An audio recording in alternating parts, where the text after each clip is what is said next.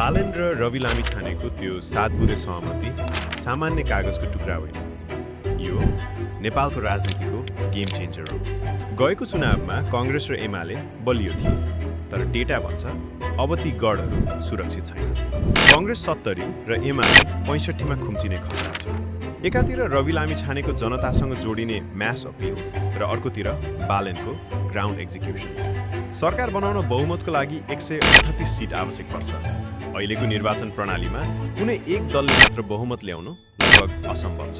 त्यसैले अबको चुनावपछि यी तीनवटा बाटो मुख्य देखिन्छन्। पहिलो सम्भावना, अहिलेका दुई ठूला दल कांग्रेस र एमाले फेरि एक ठाउँमा उभिन सक्छन्।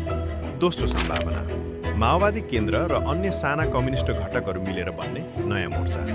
र तेस्रो, सबैभन्दा शक्तिशाली सम्भावना, रवि, बालेन र कुलमानको यो नयाँ सेन्ट्रिस्ट एलायन्स जसले सत्ताको साँचो नै आफ्ना हातमा लिन सक्छ। 138 को यो दौडमा तपाईको एक भोटले प्रधानमन्त्रीको कुर्सी निर्धारण गर्नेछ।